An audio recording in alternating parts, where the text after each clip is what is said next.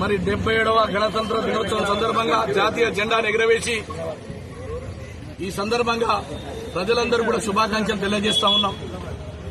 భారత రాజ్యాంగాన్ని అమల్లోకి వచ్చినటువంటి సందర్భం లోపల ఈ దేశంలో ఉండబడేటువంటి బీసీ, ఎస్సీ, ఎస్టీ మైనార్టీలకు, ఆదివాసులకు, గిరిజనులకు, మైనార్టీలకు హక్కులు కావాలని, తమను తాము పరిపాలించుకుని ఆత్మగౌరవం నిలబెట్టాలని, ఈ దేశంలో పేదలకు ఆకలి, పేదరికం, దారిద్ర్యంతో భూమి లేక, నీరు లేక, ప్రాజెక్టు లేక, రోడ్డు లేక, విద్య లేక, వైద్యం లేక అవస్థ పడుతున్నటువంటి ఈ దేశ ప్రజలకు ఆనాడు మరి రాజ్యాంగం అనేటువంటి మాత్రమైనటువంటి యొక్క పవిత్ర గ్రంథాన్ని ఈ దేశంలో మరి భగవద్గీత గాని, ఖురాన్ గాని, బైబిల్ గాని, లేదా జెండా అవస్థ గాని అనేటువంటి ఈ గ్రంథాలతో సమానమైనటువంటి పవిత్రతను కల్పించి మరి బాబాసాహెబ్ అంబేద్కర్ గారి నాయకత్వంలో ఆ రోజు రచించినటువంటి రాజ్యాంగం మరి ఈనాడు ఏం జరుగుతుందో ప్రజలు ఆలోచించుకోవాల్సినటువంటి అవసరం ఉంది.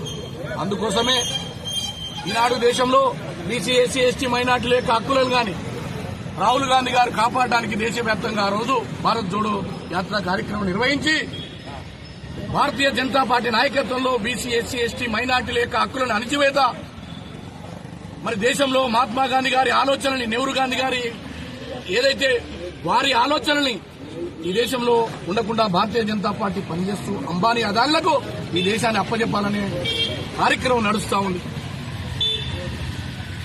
పేదల యొక్క హక్కుల కోసం పోరాటిని కాంగ్రెస్ పార్టీ ఈ దేశంలో ప్రాజెక్టులు కట్టిన, రోడ్లు వేసిన, యూనివర్సిటీలు తీసుకొచ్చిన, ఇస్రోని తీసుకొచ్చిన, అదేవిధంగా వైద్యశాలలు తీసుకొచ్చిన, రోడ్లు వేసిన, రైల్వేలు వేసిన, విమానాశ్రయాలు వేసిన, ఎల్ఐసీలు తీసుకొచ్చిన అన్నింటినీ కూడా కాంగ్రెస్ పార్టీ మాత్రమే చేసింది.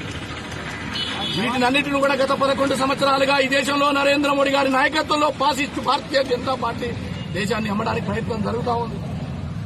నెహ్రూ ఆలోచనలంటే పేదల పక్షం, నెహ్రూ ఆలోచనలంటే పారిశ్రామిక విధానం, Nehru guarantee BC, SC, ST మైనార్టీలు. కానీ ఇవాళ అమలవుతున్నటువంటి రాజ్యాంగంలో ఉన్నటువంటి హక్కులన్నింటినీ కూడా భారతీయ జనతా పార్టీ పొంగలో తొక్కి అంబానీ అదారులకు ఈ దేశాన్ని అమ్మడానికి ప్రయత్నం జరుగుతూ ఉంది. కాబట్టే వారి ఆలోచనల్ని మేము వ్యతిరేకిస్తా ఉన్నాం. మహాత్మా గాంధీ జాతీయ గ్రామీణ ఉపాధి పథకం మన్రేగాని ఈనాడు పేదల యొక్క దాదాపు సుమారు 25 కోట్ల మంది ఉపాధి కూలీలని ఆత్మగౌరవాన్ని పెంచే కార్యక్రమాన్ని ఈనాడు తొలగిస్తా ఉన్నారు. వాటికి నిధులు తగ్గిస్తా ఉన్నారు. అందుకోసమే రాహుల్ గాంధీ గారి నాయకత్వంలో మరి వాటిని సంపూర్ణంగా ఎదుర్కోవడానికి భారతీయ జనతా పార్టీ ఫాసిస్ట్ ఆలోచనని మేము పూర్తిగా వ్యతిరేకిస్తున్నాం. తెలంగాణ రాష్ట్రంలో అమలవుతున్నటువంటి ముఖ్యమంత్రి గారి యొక్క ప్రజా పరిపాలనలో ఒక సన్నబియ్యం కార్యక్రమం కావచ్చు, ఆర్టీసీలో మహిళలకు ఉచితంగా ప్రయాణం కావచ్చు,